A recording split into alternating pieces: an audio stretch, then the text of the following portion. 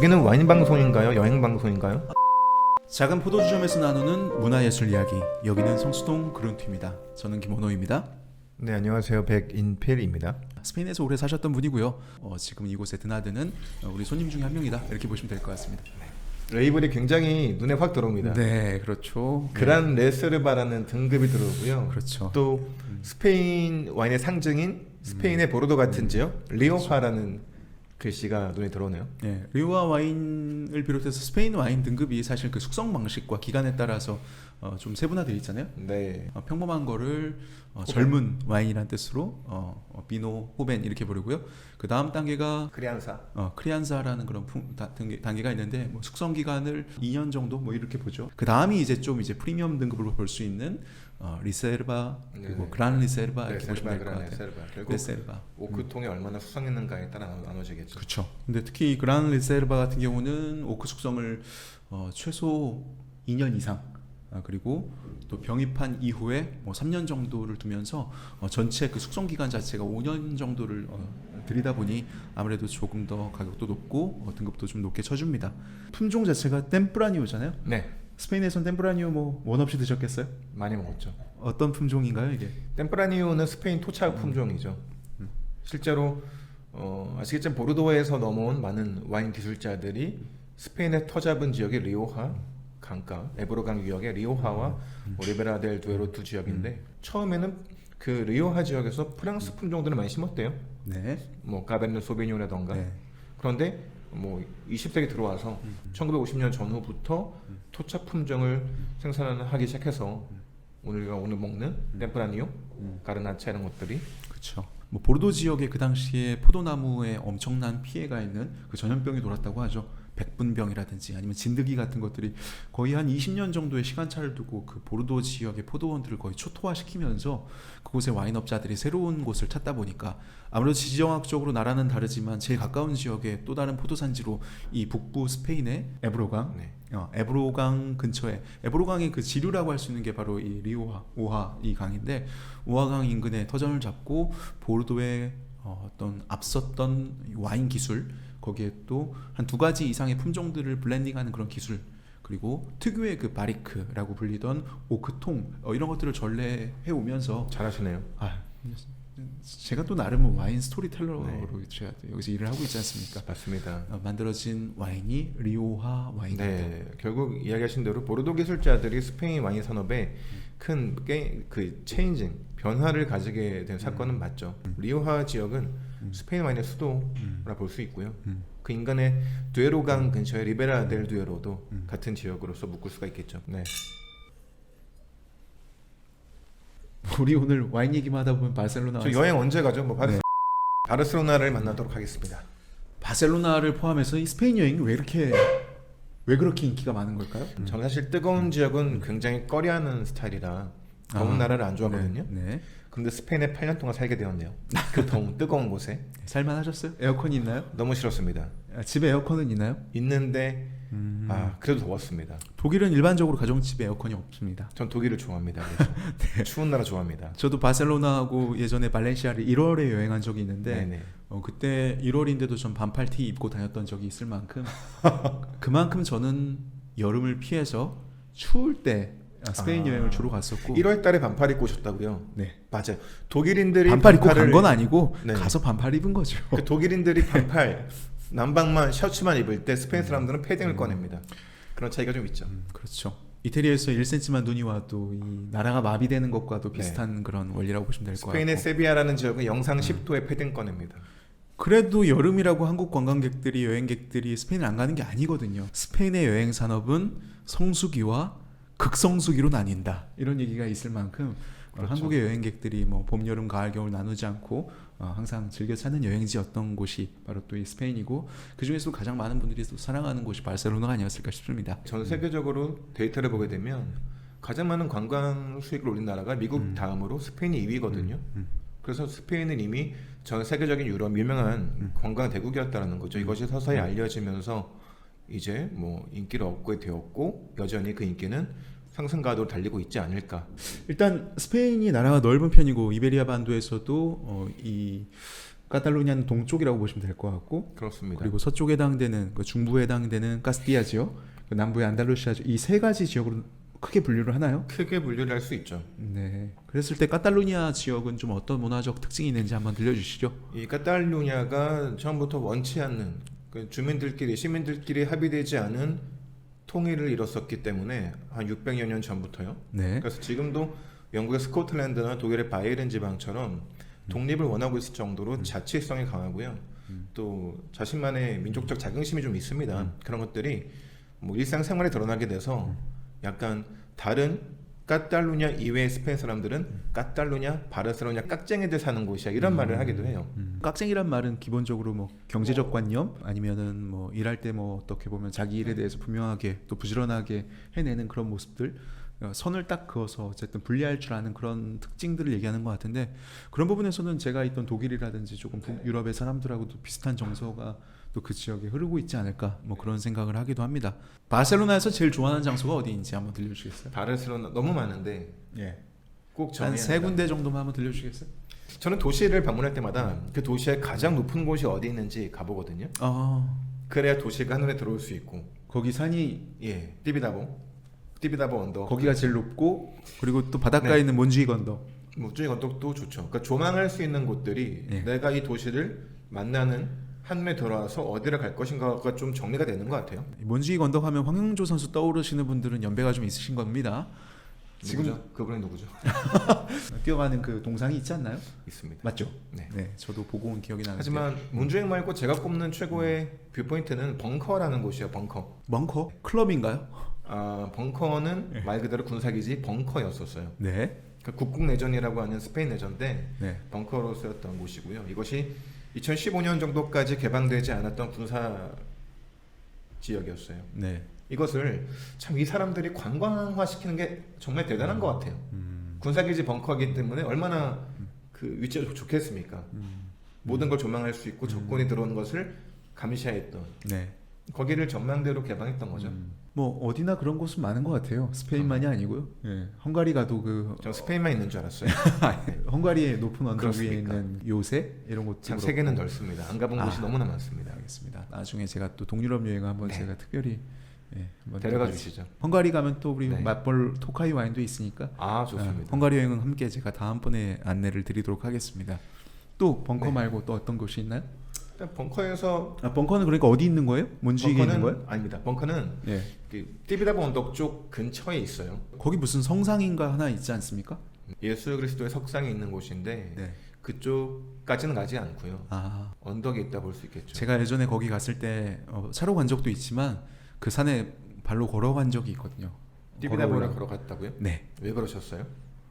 가까운 줄 알고 걸어갔다가 한나절을 다 보냈던 걸어가는 기억이 사람 한 명도 없습니다. 거기 저 조깅복 입고 뛰어가고 자전거 타는 그 산악 자전거 타고 온 시민들은 있더라고요. 저 같은 여행객들은 대단하시네. 단 한 명도 보지 못했습니다만 알겠습니다. 벙커 또 다른 곳 하나 또 추천해 주시겠어요? 그리고 뭐니 해도 너무나 알려진 곳인데요. 가우디를 빼놓을 수가 없죠. 그렇죠. 아무래도 이 안토니 가우디 바르셀로나 하면 떠오르는 예술가 한 명만 떠올리자 그러면 아무래도 가우디가 아닐까 싶어요. 바르셀로나에서 차로 한 2-30분 떨어져 있는 외곽 지역에 있거든요.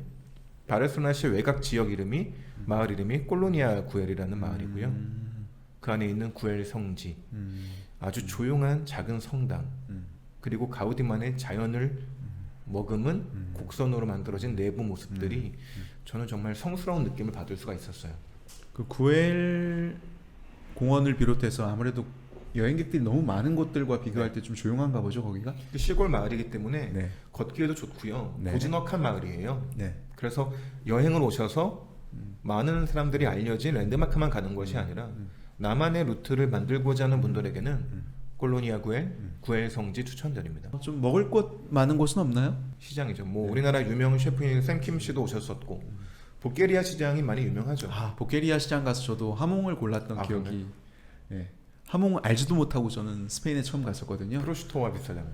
그렇죠. 독일에도 그런 게 있습니다. 슈바르츠발트가 그 흑림 지역에서 나오는 말려서 만드는 돼지고기 햄을 그렇게 부르는데 네. 지역별로 유럽에서는 많은 나라 사람들, 많은 지역 사람들이 돼지고기를 말려서 만드는 생햄을 먹지만 그 중에서도 좀 제일 유명한 거 아무래도 이탈리아의 프로슈토와 그리고 스페인의 하몽이 아닌가 싶습니다.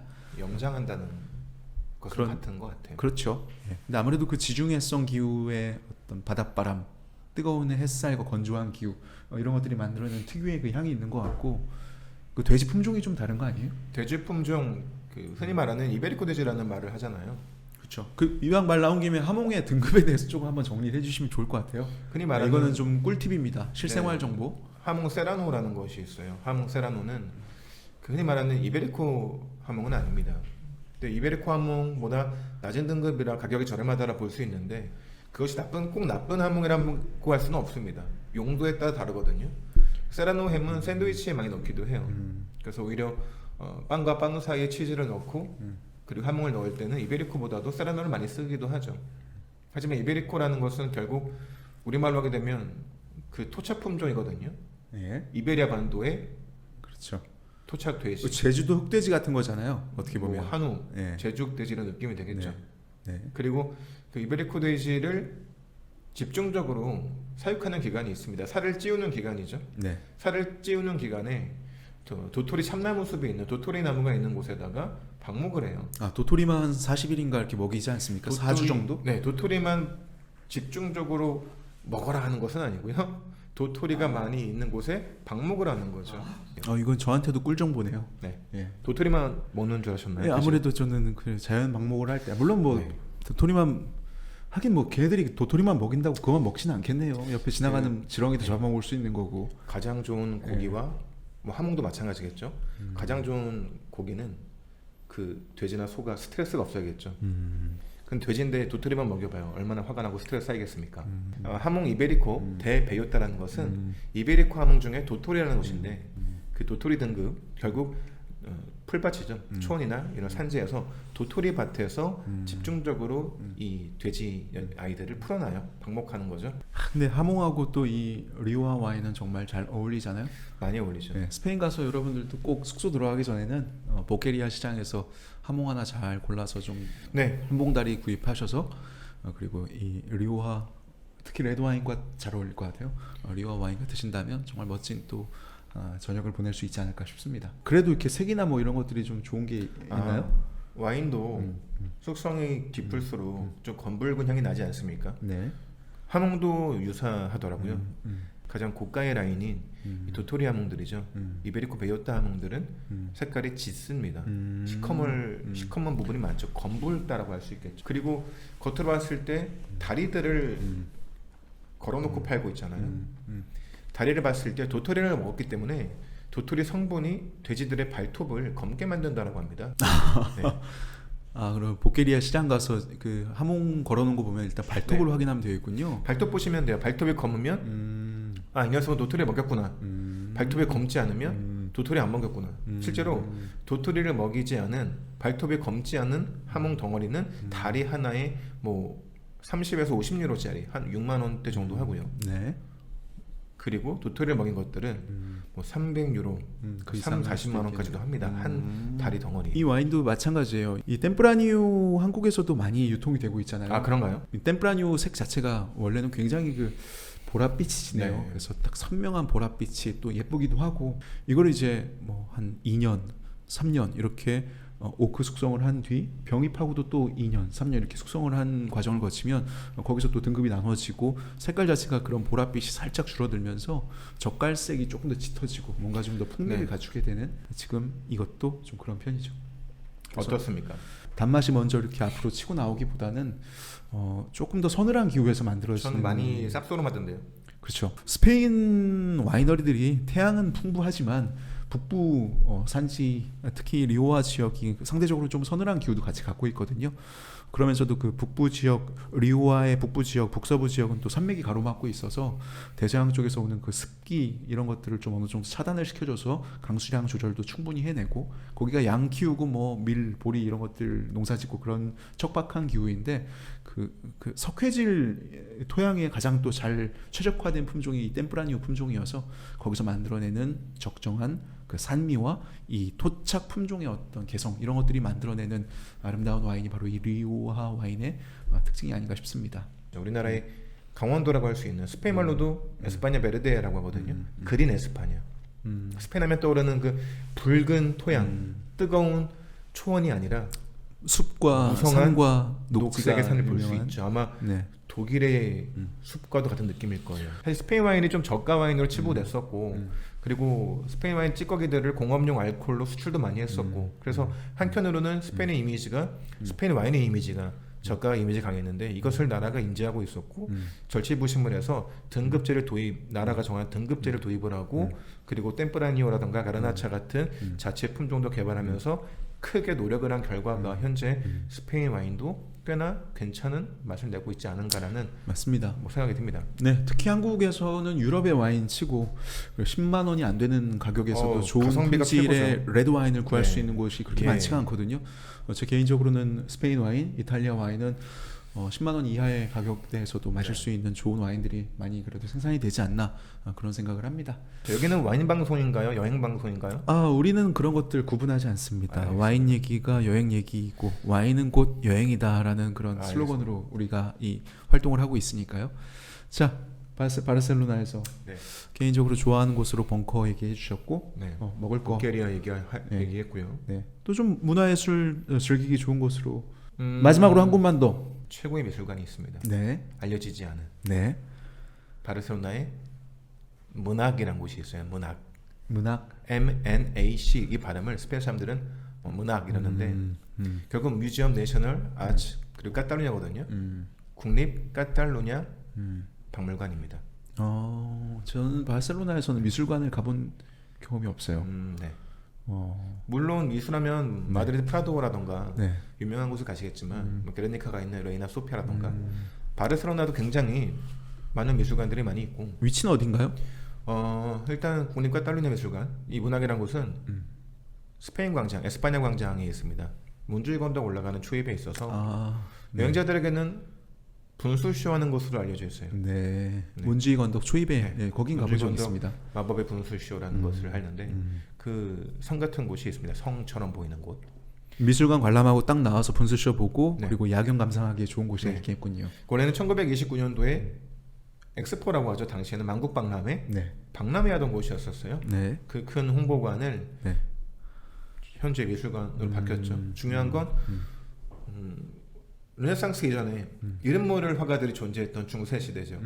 중세 시대 그림부터 르네상스, 뭐 프라안젤리코라던가 틴토레토라던가 그 이후 바로크, 디에고 벨라스케스, 폴 루벤스라던가 그 이후에 고야 그리고 또 뭐가 있을까? 20세기 이후에 피카소와 달리가 있었던 호안 미로까지 있었던 현대미술까지 모든 사조들을 일목요연하게 전시관별로 정리해 놓아서 전체적으로 흐름을 볼 수 있는 곳이기 때문에 그런 접근을 원하시는 분들이라면 추천드립니다. 뭐 어느 도시나 어쨌든 그 지역을 대표하는 미술관 한 곳, 전 추천드려요. 뭐 공연 하나 이 정도 감상하는 건 그 지역의 이 시민들이 즐기는 문화적인 어떤 수준이 어느 정도인지를 좀 가늠하기엔 아주 좋은 그런 여행 방법이 아닐까 하는 생각과 함께 자 오늘 좋은 여행지 네 곳 벙커, 네. 복기리아 시장, 구엘 성지, 콜로니아 구엘 그리고 국립 카탈루냐 미술관 문학.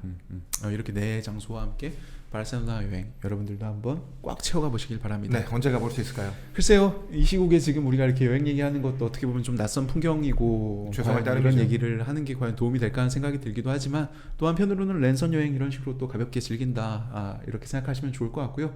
그 여행 오실 때 나만의 루트를 그리고 오시면 좋을 것 같아요. 테마를 정하는 거죠. 축구를 좋아하시는 분들은 네. 반드시 나는 축구장 가봐야 된다. 관련된 샵을 가볼 수도 있는 것이고요. 아니면 저 같은 경우는 미술관만 다니는 겁니다. 또 아니면 바르셀로나에 있는 시장만 다니는 분들도 있고요. 오래된 뭐 성당만 다니는 분들도 있고 그런 식으로 나만의 테마를 잡아서 오시면 더욱더 좋을 것 같고 소매치기 조심하시고요. 언제 갈 수 있을까요? 뭐 내년 정도면 갈 수 있지 않겠습니까?